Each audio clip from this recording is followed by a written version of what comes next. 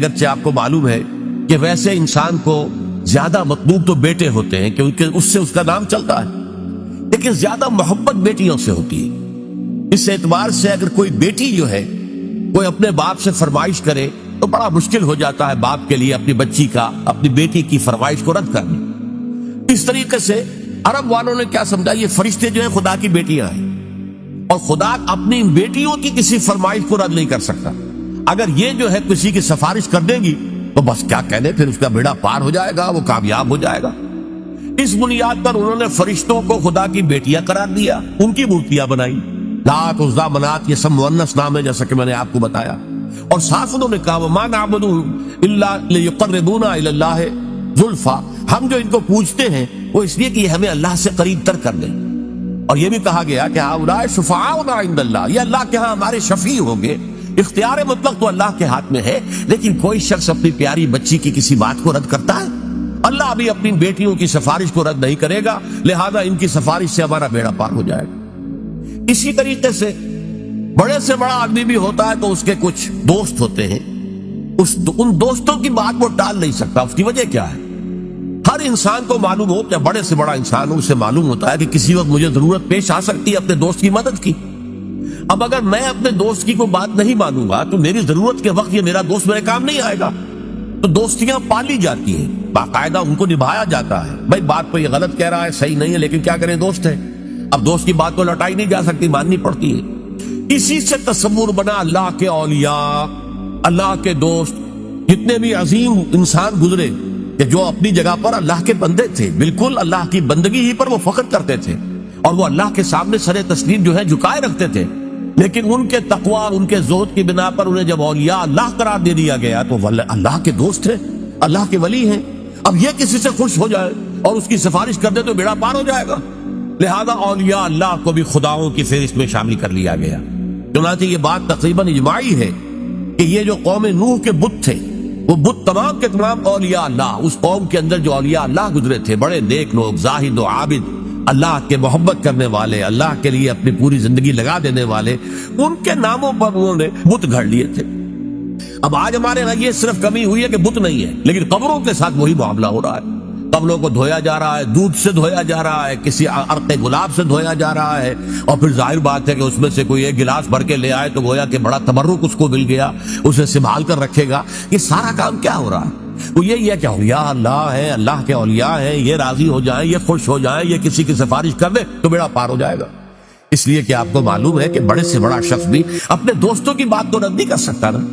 اب یہ ساری چیزیں کیوں ہو رہی ہیں کہ تم نے اللہ تعالیٰ کو انسان سمجھا ہے اور بڑے سے بڑے انسان پر قیاس کر لیا ہے۔ بادشاہ ہو، بہت بڑا جاگیردار ہو، عام ایک کاشتکار جو ہے غریب، وہ شاید بادشاہ کو بھی نہ جانتا ہو کس بلا کا نام ہے، اسے تو معلوم ہے ہمارا جاگیردار ہے جو چاہے کرتا ہے، جس کی بیٹی چاہے اٹھا کر لے گا، جس کا جو چاہے کام کرے، اس کو کوئی چیلنج نہیں کر سکتا، اس کے اختیارات مطلق ہیں، بس جاگیردار۔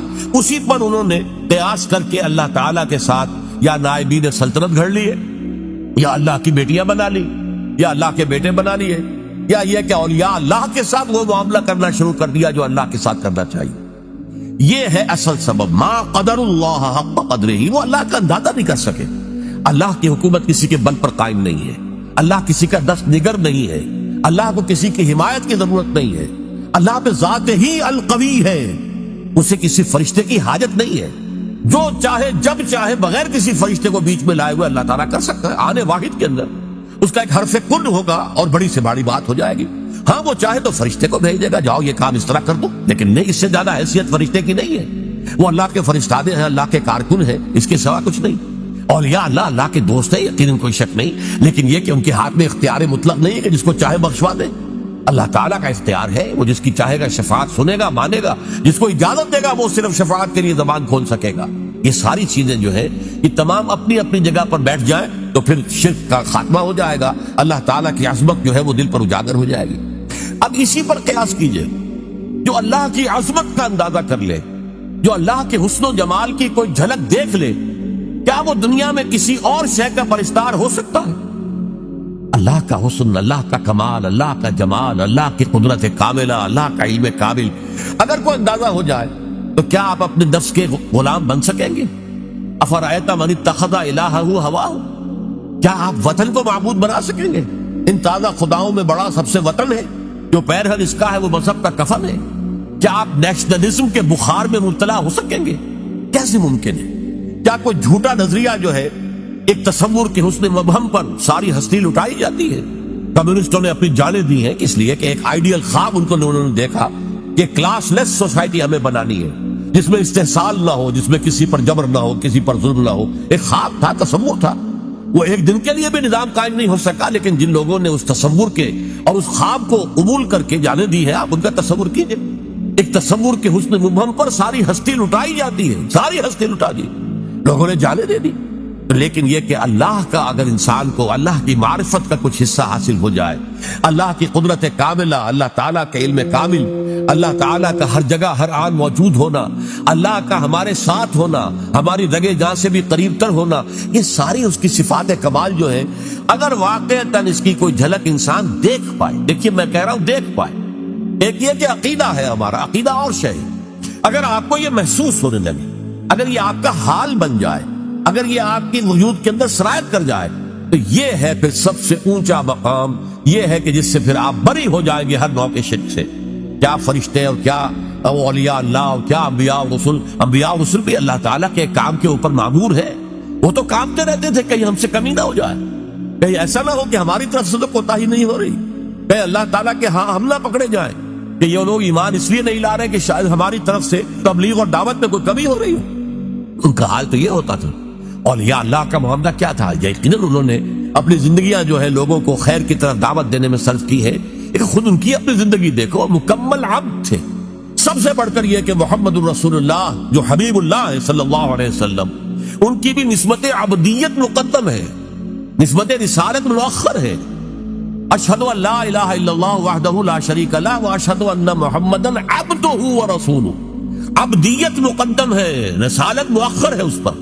آپ کی اصل نسبت جو ہے میں نے بارہا اس کو بیان کیا ہے، قرآن مجید میں جہاں کہیں بھی ایسا مقام آتا ہے کہ بہت ہی شفقت اور محبت اور اپنائیت کا اظہار ہو حضور کے لیے، وہاں حضور کی نسبت عبدیت کو واضح کیا جاتا ہے۔ سبحان الذی اسریٰ بعبدہ لیلا من المسجد الحرام الی المسجد الاقصی، یہ کیا تھا؟ اس قدر بڑا واقعہ ہو رہا ہے، معراج کا واقعہ ہو رہا ہے، لیکن کیا عبد کا لفظ لایا گیا، سبحان الذی اسریٰ بعبدہ، تو اپنے بندے کو لے گئے۔ عبدہ جو ہے وہ اصل نسبت ہے۔ سورہ کہف کے اندر الحمدللہ الذی انزل علی عبدہ الکتاب ولم یجعل لہ عوجا، تبارک الذی نزل الفرقان علی عبدہ لیکون للعالمین نذیرا۔ عبدیت ہے اصل نسبت محمد رسول اللہ صلی اللہ علیہ وسلم۔ جب آپ کی عمر زیادہ ہو گئی تھی، اگرچہ آپ کی عمر جو ہے عام اعتبارات سے زیادہ نہیں ہوئی، لیکن یہ کہ بہرحال کچھ نہ کچھ آخری ایام میں آپ کا جسم بھاری بھی ہو گیا تھا، اور آپ رات کو جب کھڑے ہوتے تھے تو آپ کے پاؤں متورم ہو جاتے تھے۔ اس پر یہ ہے کہ کچھ لوگوں نے کہا آپ اپنے کو کیوں اتنی مشقت جھیل رہے ہیں، کیوں آپ اتنی تکلیف جھیل رہے ہیں؟ آپ کے تو اللہ تعالیٰ اول تو آپ کے گناہ کا کوئی سوال ہی نہیں، کوئی خطا کسی درجے میں اگر کوئی ہوئی بھی ہو تو اللہ تعالیٰ آپ کے اگلے پچھلے تمام خطائیں معاف کر چکا ہے۔ حضور کا کیا جواب تھا؟ افلا اکون عبدا شکورا، تو کیا میں اللہ کا شکر گزار بندہ نہ بنوں؟ اللہ کی نعمتیں جو مجھ پر ہوئی ہیں، جو انعامات ہوئے ہیں، اللہ نے مجھ پر جو فضل فرمایا ہے، اللہ نے مجھے جو مقامات عالیہ عطا کیے ہیں اور جو مزید عطا کرنے کا وعدہ کیا، مقام محمود، یہ مجھے عطا کیا جانا ہے، میں اس کا شکر ادا نہ کروں؟ یہ اس کا شکرانہ ہے جو میں ادا کر رہا ہوں۔ میں رات کو کھڑا ہو کر یہ مشقت جھیل رہا ہوں، میرے پاؤں جو ہے ان پر ورم آ رہا، ٹھیک ہے، لیکن یہ سب کچھ کیوں کر رہا ہوں؟ افلا اکون عبدا شکورا، کیا میں اللہ کا ایک شکر گزار بندہ نہ بنوں؟ تو اس اعتبار سے نوٹ کر لیجئے کہ اولیاء اللہ ہو یا انبیاء ہو یا رسول ہوں، عظیم ترین شخصیتیں ہوں، ان کا اصل جو ہے، جو سرمایہ افتخار ہے ان کے لیے، وہ تو عبدیت ہے۔ یہی وجہ علامہ اقبال نے بہت خوب انداز میں کہا ہے، جو معراج کی کیفیت کو بیان کیا کہ عبد دیگر عبدہو چیزیں دیگر، ما سراپا انتظار وہ منتظر ہو۔ اب یہ شعر جو ہے اس وضاحت چاہتا ہے، عبد تو سبھی ہے، خواہشات کا بندہ، نفس کا بندہ، دولت کا بندہ، وطن کا بندہ، یہ سب بندے ہیں، سب بندگی تو ہے۔ عبد دیگر عبدہو، صرف اسی کا بندہ بن جانا، سب سے ہٹ کر، سب سے آزادی پا کر۔ یہ ایک سجدہ جسے تو گراں سمجھتا ہے، ہزار سجدوں سے دیتا ہے آدمی کو نجات، وہ عبدہو جو صرف اللہ کا بندہ بن چکا ہو۔ عبدہو چیزیں دیگر، یہ شے اور ہے۔ ما سراپا انتظار تو منتظر، ہم تو ہمیشہ انتظار میں رہتے کہ کبھی اللہ کی کوئی تجلی، کوئی کرن جو ہے وہ ہم میں بھی نصیب ہو جائے، اور ان کا انتظار کیا جا رہا تھا شب معراج میں، ان کے استقبال کی تیاریاں ہو رہی تھی، ہم منتظر ہیں، وہ منتظر تھے۔ ما سراپا انتظار، منتظر عربی میں معنی ہوں گے انتظار کرنے والا، اور منتظر مفعول ہے جس کا انتظار کیا جا رہا ہو، وہ منتظر، ان کا تو انتظار ہو رہا تھا، استقبال کی تیاریاں ہو رہی تھی۔ تو اس چیز کو ذہن میں رکھیے کہ یہ زمین و آسمان کا فرق ہو جاتا ہے جب انسان صرف اس کا بندہ بن جائے، اور صرف اس کا بندہ کب بنے گا؟ جبکہ حقیقتاً لا مطلوب الا اللہ، لا مقصود الا اللہ، لا محبوب الا اللہ، کوئی درمیانی مقاصد ہو سکتے ہیں، آخری مقصد اللہ۔ چھوٹی محبتیں ہو سکتی ہیں، اولاد سے بھی کرو، بیویوں سے کرو، بیویاں شوہروں سے کرے، اپنے وطن سے بھی کرو، لیکن یہ کہ سب محبتیں جو ہے وہ ایک محبت کے تابع ہو جائیں، اللہ کی محبت کے تابع۔ یہ ہے لا محبوب الا اللہ، محبوب حقیقی، محبوب مطلق اللہ کے سوا کوئی نہیں، مطلوب حقیقی، مطلوب مطلق اللہ کے سوا کوئی نہیں، مقصود حقیقی، مقصود مطلق اللہ کے سوا کوئی نہیں۔ اور اگر انسان اللہ کو چھوڑ کر کسی اور شے کو اپنا مقصود اور آدرش اور آئیڈیل اور نصب العین بناتا ہے تو کیوں بناتا ہے؟ اس لیے کہ اس کا ذہن وہاں تک پہنچا ہی نہیں، اس کے بازو میں اتنی طاقت نہیں تھی کہ اپنے کمند کو پوری اونچائی تک پہنچا سکتا۔ یلدا بکمند آور ہمت مردانہ، یہ ہمت مردانہ نہیں تھی کہ وہ جو ہے مطلوبیت اور مقصودیت اور محبوبیت کی کمند جو ہے وہ جا کر اللہ تعالیٰ کی ذات کے ساتھ چپک جائے، درمیان ہی میں کہیں اٹک گئی ہے، کہیں اپنے نفس کو معبود بنا لیا ہے، محبوب بنا لیا ہے، مقصود بنا لیا ہے، مطلوب بنا لیا ہے، کہیں وطن کو بنا لیا ہے، کہیں قوم کو بنا لیا ہے، کہیں کسی نظریے کو بنا لیا ہے، نظام کو بنا لیا ہے، انسانیت کو بنا لیا ہے۔ یہ سب جو ہے در حقیقت کیوں ہے کہ ما قدر اللہ حق قدرہ، وہ اللہ کا اندازہ نہ کر پائے، اس کے کمال و جمال کا، اس کے حسن کا،